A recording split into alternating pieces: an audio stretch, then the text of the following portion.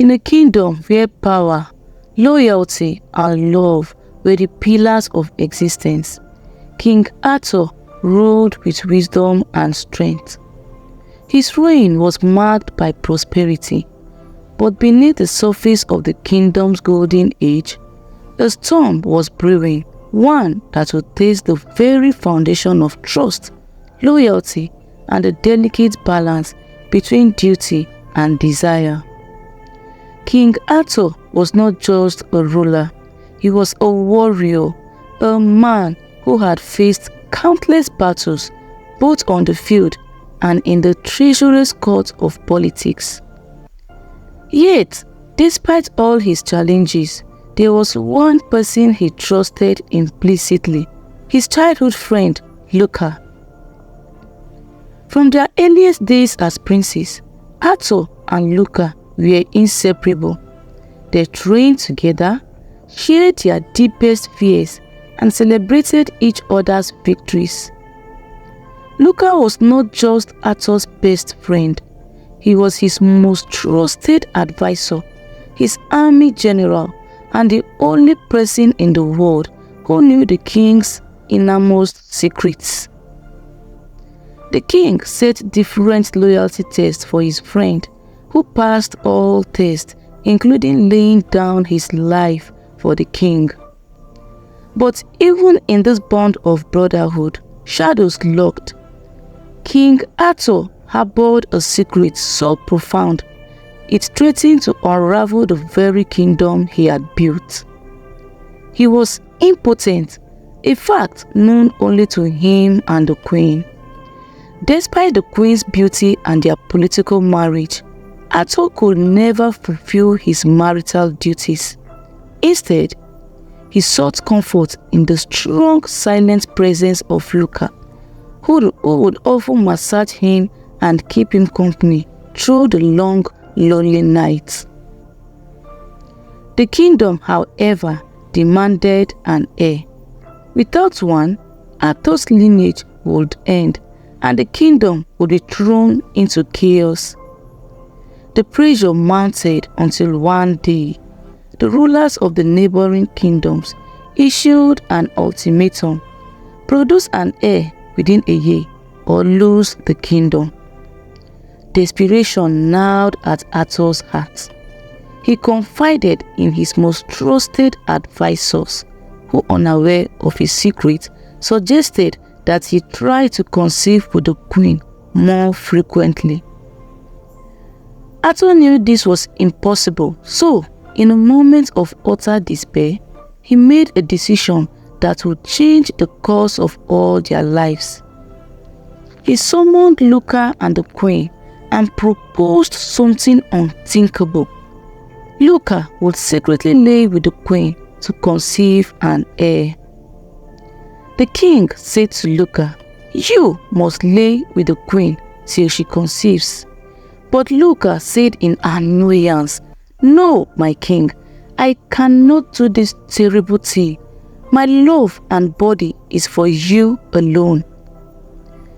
The queen also stared at the king in shock and said, "How can you say such a horrible thing, so humiliating?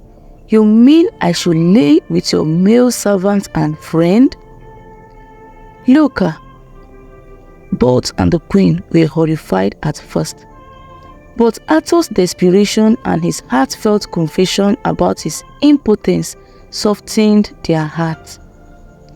After much persuasion, they agreed to the plan, despite the deep emotional and moral turmoil it caused them. Luca, who had never been with a woman before, found himself in a position that tore at his very soul.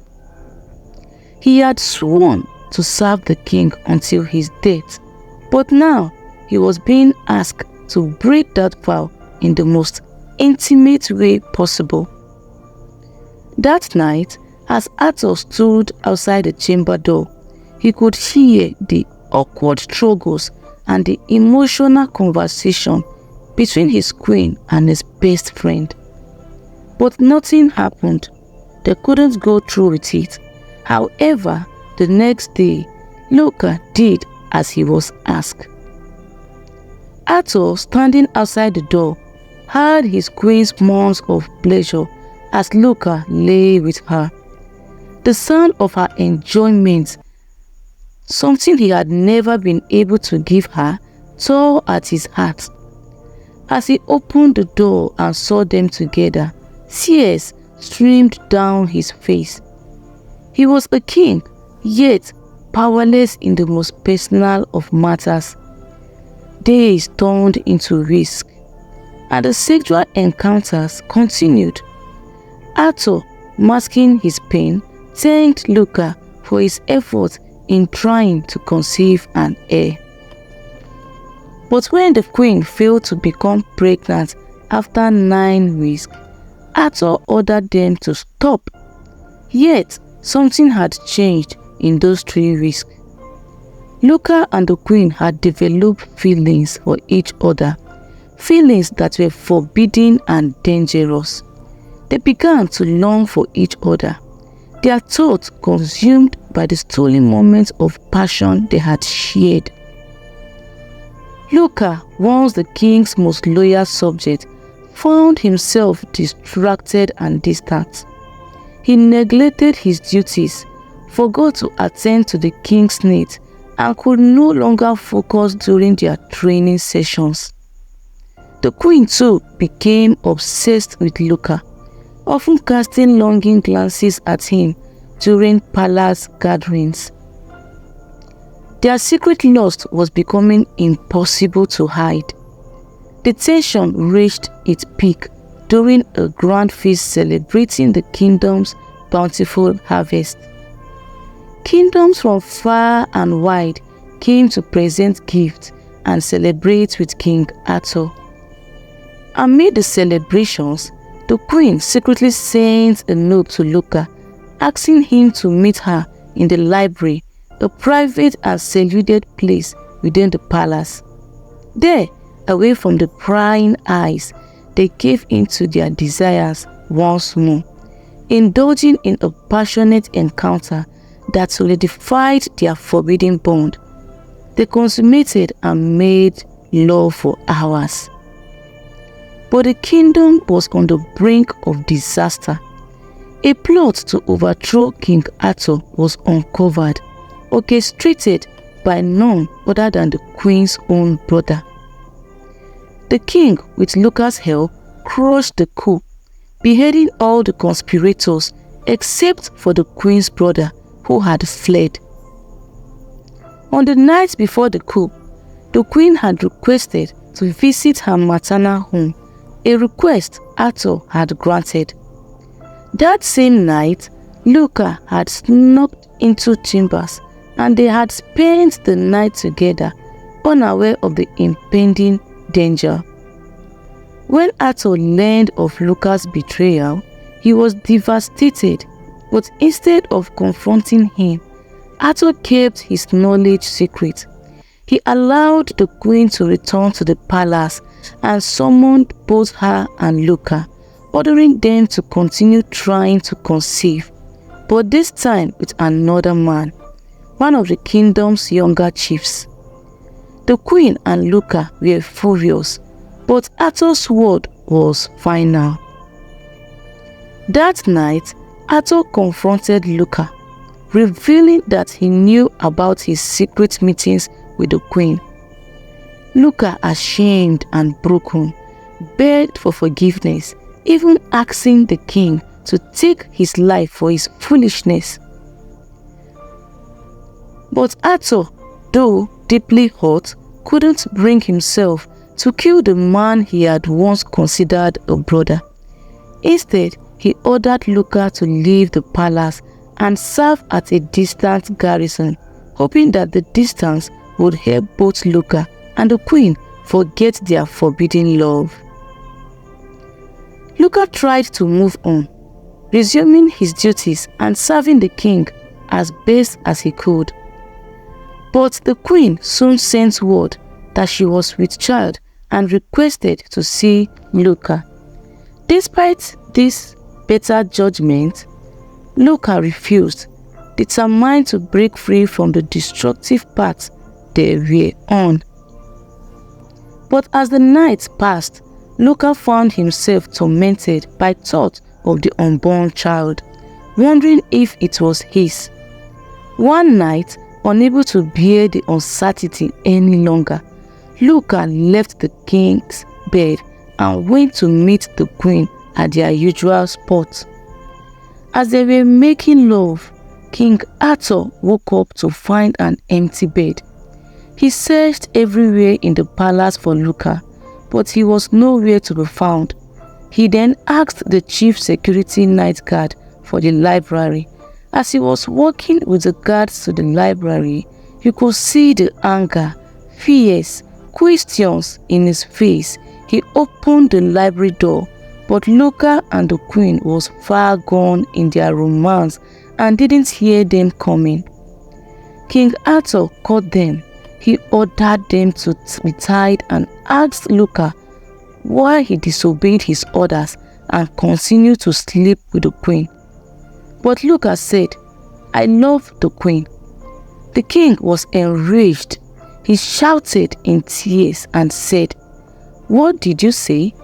And Luca repeated his love for the queen. Arthur then ordered his guards to castrate Luca. The queen screamed and pleaded with the king. Luca begged for forgiveness. The guards and the chiefs with him begged the king, but his mind was made up. He screamed in anger, saying, "Castrate this fool now." And the younger chief guard pulled down Luca's gown and cut off his manhood. Suddenly, there was silence in the air. As the pain was extreme, the queen fainted. Luca fainted, bleeding profusely. The king then ordered the chief guard to kill anyone who knew the truth about the child's actual father, saying, "I must be the father of the child." The second chief successfully murdered all the witnesses, but loyal guards managed to break Luca out of his cell before the guards could murder him. Arthur heard of Luca's escape and was furious and heartbroken. Arthur staged the queen's death, pretending to have her executed and placing her head on a stake as a warning to others. When Luca heard of the queen's supposed death, he was consumed with rage and sorrow, not knowing it was a trap. But his soldiers, who also left the palace, begged him not to return to the palace. With his injury, he took up his sword and stormed the palace, cutting down anyone who stood in his way until he finally confronted Arthur. Some guards surrounded Arthur, but the king asked them to step back. In the throne room, the two former friends faced each other. Then Arthur said to Luca, "Where have you been? You have been through a lot, haven't you? Come and sit beside me, let's eat." But Luca bowed down and said, "I have come to take your life, Arthur. Pick your sword. It's my final show of respect." "Why did you do it, Arthur? Why did you kill the queen?" Luca said. Then Arthur called him a fool. Swords were drawn. As they fought aggressively, Arthur asked Luca, "Do you really think you can beat me?" And Luca said, "Yes, nothing left for me to fear. I have been cut to my roots. You led me to feel love. Why take only my pride as a man?" The battle was fierce and fueled by anger, betrayal, and a love that had torn them apart. In the end, both men lay lifeless on the floor, their bodies covered in cuts and bruises. As Luca took his final breath, he saw the queen running towards him, tears streaming down her face. The kingdom once ruled by a wise and just king, was now left without its leaders. The tragic tale of King Arthur, his best friend Luca, and the queen became a somber legend, a warning to those who would let desire and betrayal destroy everything they had held dear. Comment, like and share if you enjoy this interesting folktale story. Until next time we meet again. Bye bye.